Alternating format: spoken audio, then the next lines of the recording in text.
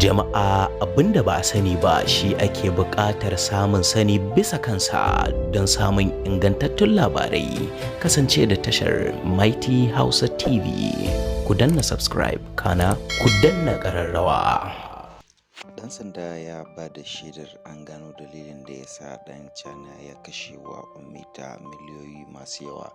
Jama'a barkanmu da warhaka, barkanmu da sake saduwa da ku a wannan tasha Mighty Hausa TV, sai a gyara zama domin jin cikakkun labaran. Jami'in hukumar 'yan sandan Kano na sashen binciken aikata manyan laifuka ya ba da shaida a gaban kotu.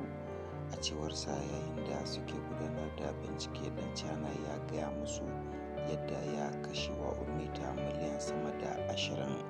Bayan sauraron shaidar ta biyar, alƙalin kotun ya ɗage zaman zuwa ranakun 19 da zuwa 20 da kuma 21 ga watan Disamba 2022. A ci gaba da sauraron shari'ar kisan Ummita, ɓangaren gwamnatin jihar Kano ƙarƙashin kwamishinan shari'a barista Musa Lawan Abdullahi sun sake gabatar da shaidu a gaban alƙali. Jaridar Aminiya ta tattaro cewa a zaman ranar Juma'a da ya gabata an gabatar da Inspector Injuktul Mbambu na sashen binciken aikata manyan laifuka ta hukumar 'yan sandan Kano a matsayin shaida na biyar. Jami'in ɗan sandan ya faɗa wa babbar kotun jihar cewa wanda ake zargi ya musu bayani yadda ya haɗu da marigayya Ummul Khairi wato Ummita har suka fara soyayya.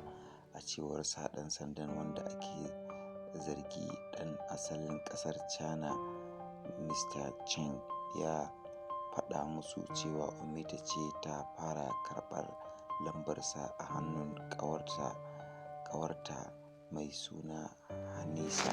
Daga nan ne suka fara soyayya har suka kulla soyayya, kuma ta masa alƙawarin za ta aure shi. Cewar mai bada shaidar Inspector Njukta ya ce bayan haka ne wanda ake zargi ya fara kashe mata kuɗi masu nauyi. Ya ce ya tura mata miliyan 18 domin ta fara sana'a, sannan kuma ya saya mata dangararren gida har na miliyan 4.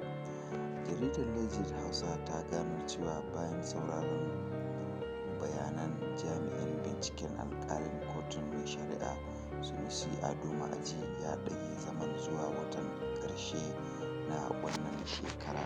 Alƙalin ya zaɓi ranakun 19 da kuma rana ta 20 da kuma rana ta 21 ga watan Disamba 2022 a matsayin ranar da za a dawo domin ɗorawa daga inda aka tsaya.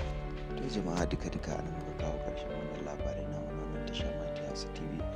Kasance da wannan tasha a kowane lokaci a huta lafiya.